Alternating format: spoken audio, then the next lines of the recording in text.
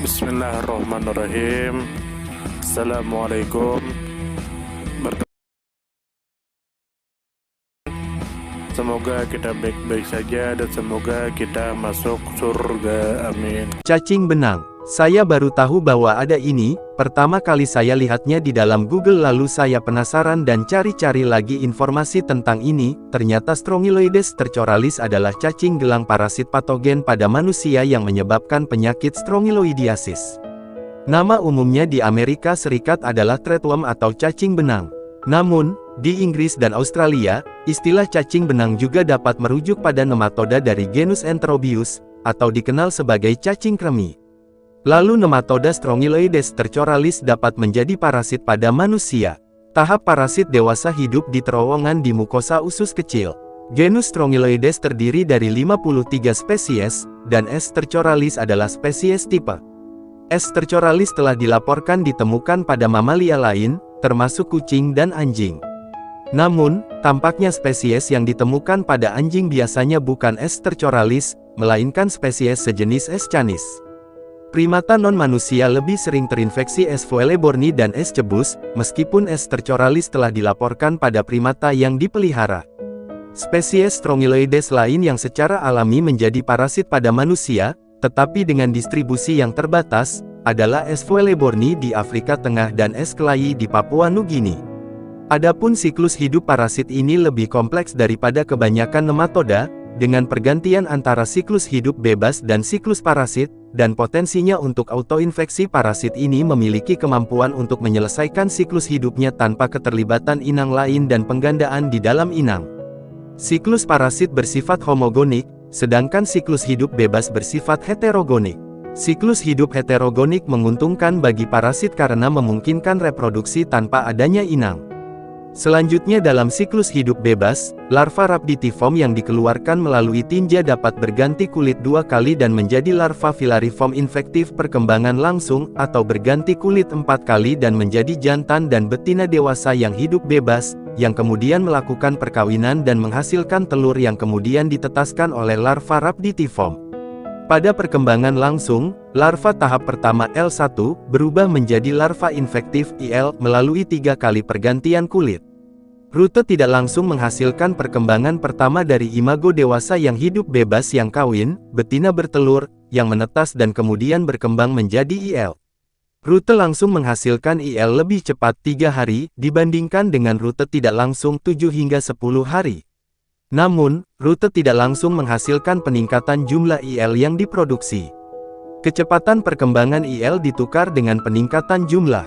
Jantan dan betina S. stercoralis yang hidup bebas akan mati setelah 1 generasi, mereka tidak dapat bertahan hidup di dalam tanah.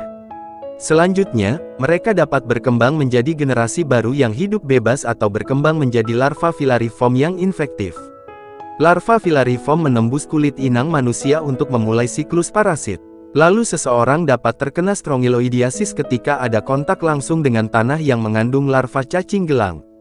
Risiko terjadinya infeksi parasit ini lebih tinggi pada orang yang sering berjalan di tanah tanpa alas kaki atau pada orang yang kurang menjaga kebersihan. Larva cacing Strongyloides di tanah dapat masuk ke aliran darah melalui kulit dan terbawa ke rongga paru-paru. Dari paru-paru, larva naik ke saluran napas bagian atas dan masuk ke kerongkongan. Setelah itu, larva tertelan dan masuk dengan makanan ke dalam usus. Di sana, larva tumbuh dewasa dan bertelur. Larva baru yang menetas di dalam usus dapat keluar bersama tinja atau tumbuh dewasa di dalam usus. Biasanya, larva yang keluar lewat tinja bisa masuk kembali ke aliran darah melalui kulit anus.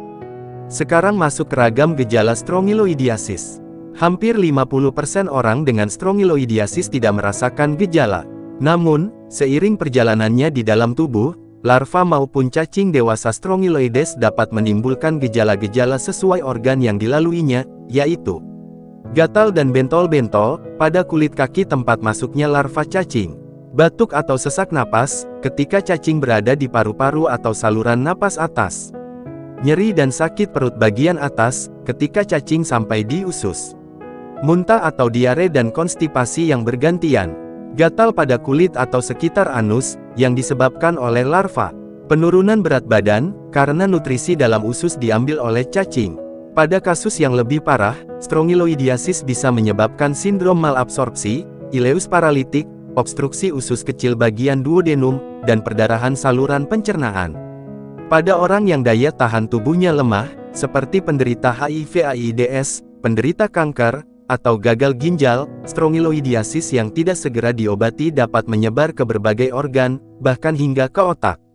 Keadaan ini sangat berbahaya dan dapat mengancam nyawa.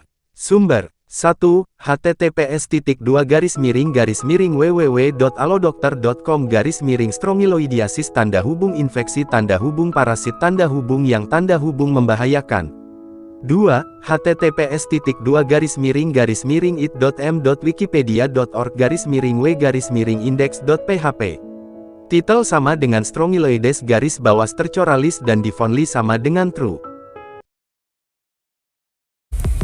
Terima kasih banyak.